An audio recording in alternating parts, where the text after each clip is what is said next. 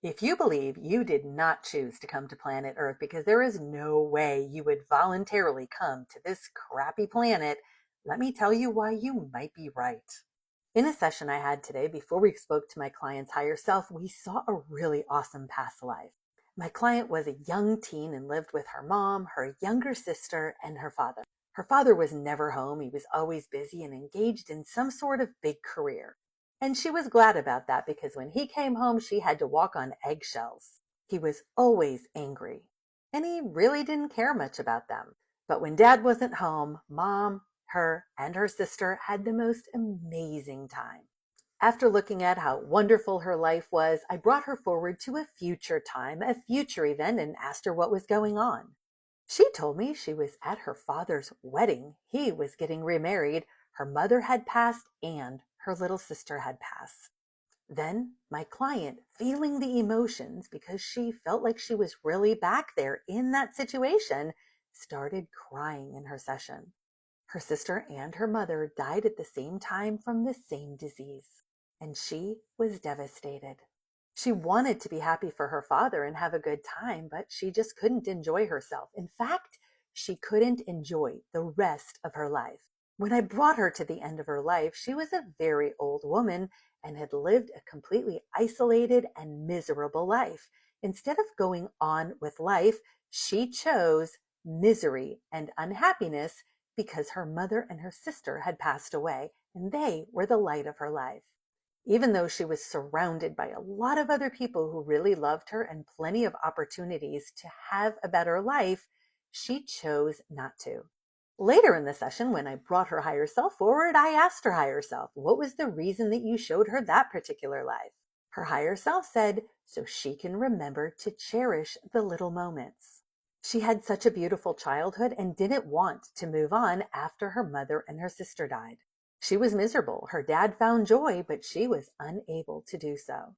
She said, I felt like if I was happy, I would forget them. I asked her, well, now that you're out of your body, do you really believe that was true, that you would have forgotten them had you chosen to have a happy life? And she said, no, of course not. That's not true at all. But she said, I felt like if they weren't there, I couldn't be happy. I didn't want to move on, so instead I made myself miserable. I asked her, so now that you're on the other side of that and knowing what you know now, would you have made the same choice or would you have done things differently? She said, I would have done things differently. I would have found joy in all the moments in between. I would have been happy at my father's wedding. I could have married and had my own family and been happy. And just finding happiness in whatever situation I was in. But instead, I chose to be miserable. I said, so you wish you would have chosen differently? And she said, yes, I had so many things going for me. It could have been a great life. I asked her, do you think it could have also maybe been a lesson about the power of choice? And she said, absolutely. I asked her higher self, well, how does that past life relate to her life now? Her higher self said, everything she does is a choice. She can choose to be miserable or she can choose to see the good in all things, even in bad situations. We have given her a lot of good things in her life, but it's her choice. In this life, my client has had very challenging parents and was subjected to witnessing tremendous domestic violence between her mother and her father. Then, in the divorce, her parents pitted the children against each other and against the other parent. It was really ugly and really messy. So I asked her higher self, who in the world chose those parents for her? Did she choose her parents? Did someone else? And her higher self said, we chose her parents. She didn't have a choice. She needed to learn some lessons. The lesson for her is, you can choose to be miserable, but we want you to make a different choice this time around. We need her to learn how to choose to be happy no matter what. So we forced her to come back into this life. I said, so you gave her those parents so she could learn that she has a choice and she can choose to be happy despite her parents? And her higher self said, absolutely, yes, it's her choice.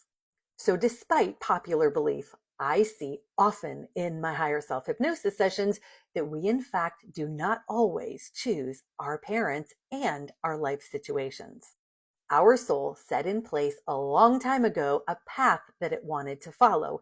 And when we get off track and don't learn the lessons in the lives that we're given, our spirit team steps in and does a little assisting. They'll give nudges and pushes, and in this case, force you to try to get it right again. And to add even more to this scenario, my client originally came to me because she just has this deep underlying anger. And she doesn't understand where it comes from because she actually does have a good life. And she has this underlying deep sadness.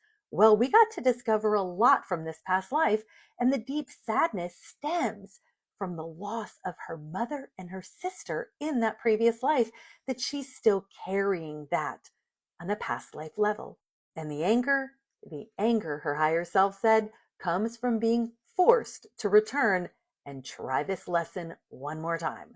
So I asked her higher self, what does she have to do this time around to get it, to get this lesson? Her higher self said, learning that the choice on how she reacts to every situation in her life is hers. So in other words, choose wisely.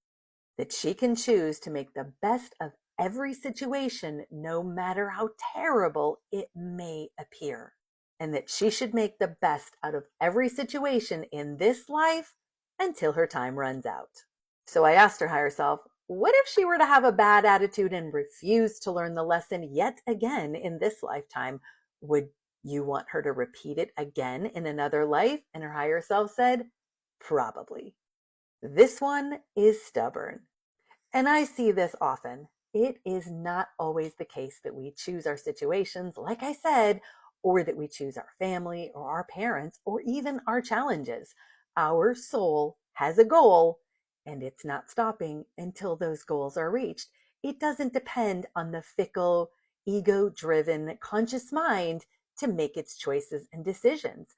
It sets a plan in place and it moves forward with that plan. And we can either accept that and play along, or not accept it and keep repeating these same lessons over and over and over until we basically kind of crack and get it right. Doesn't seem fair, I know, but the soul is in charge here, not us. So what can you do to learn how to listen to that voice of your soul? You can start by learning how to hear and connect to your higher self, which is the voice of your soul. So for more higher self hypnosis stories, be sure to follow me and check out my past videos. And on my YouTube channel, I do a lot of teaching under my live tab. You can go back and listen to my live replays.